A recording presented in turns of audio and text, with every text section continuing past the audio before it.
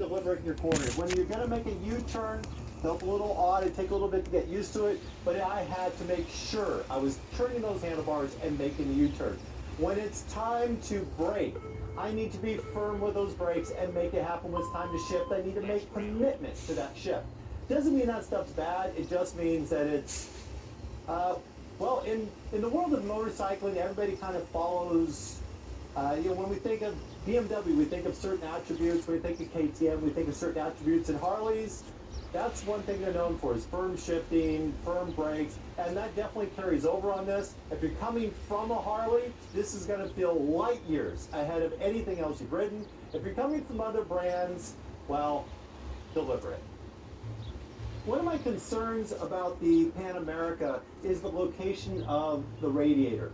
It's wide, it's square, it's low, and it's directly behind the front wheel. There's a short fender on this, which means if you go through mud, if you go through muck, we're going to sling all that stuff up onto this radiator, which is going to clog it. It's not going to be able to vent well, and I'm concerned about damage. Also, right down here behind the front wheel is the regulator for the charging system. And that is right behind the wheel where it collects all that garbage. Also, that's where I bang up the bike the most when I'm out doing really stupid stuff. Now the bike here, this one has a skid plate on it, and that skid plate covers up that regulator, and it does a nice job of it, but it's still right on the inside. If I hit something really, really hard and damage that regulator's there. Also, I've now removed the airflow around that, and as soon as I pack it full of mud and muck, that's going to be a problem. I don't know if this is a real issue or if this is a perceived issue, but it's definitely something I'm going to be watching for. A big win for Harley riders. On the Special, they come with crash bars, and unlike a lot of the OEM crash bars they see come on bikes, these ones appear to be crash bars that are going to work really well.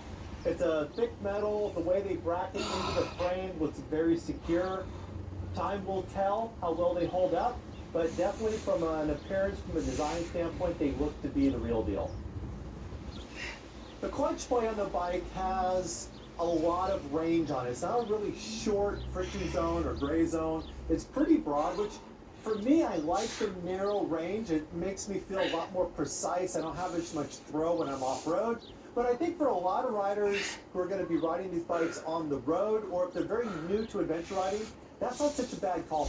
So when you look at it, Harley has an adjustment on the lever, which allows you to get the throw out there. You can get a proper 2-finger control on this. Yeah, they have it set up for 4. But even if you can't adjust it with the knobs here, it is a cable actuated, so you can adjust it at the clutch area, and then you can get just that perfect engagement on the clutch. In typical Harley fashion, the controls are large. Now, my hands are actually a double XL. Not that they're big and fat, but they're kind of like tentacles. I like it. I can reach all of these controls. They're very large, they're very wide, and it's very easy to hit individual controls without overlapping. The only concern I have about this is if you're a smaller rider and you have smaller hands, this may be something that you have to pay attention to make sure you can reach all those controls. The gauges on the Pan America aren't anything groundbreaking, but they're definitely equal to what the rest of the industry has. I do like the large gauge in the middle where the speedometer is dead center and the tachometer wraps around the outside. Feels more traditional. I like that. The small data and details on this are very small.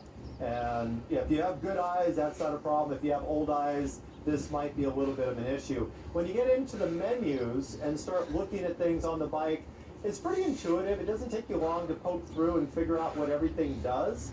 And the menu items are much larger, so they're a lot easier to kind of take a look at and set up. So you can do whatever you want to set up. This one currently has the widget. I do like the simple setup, which is the way they set the bike up when I did the demos on this.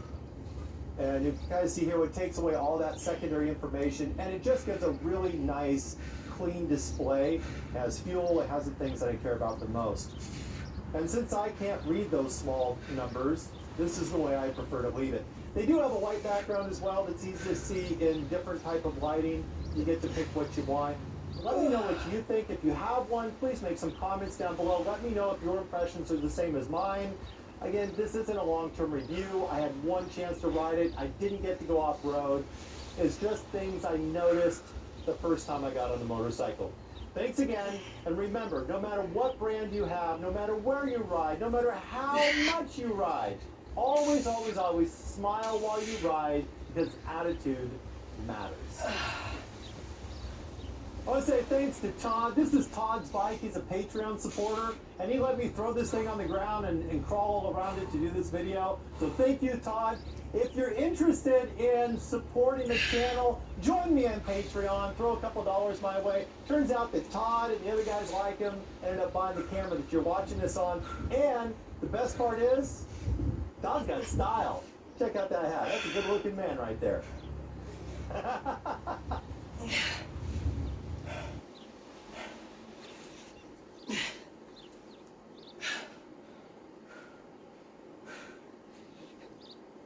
Okay.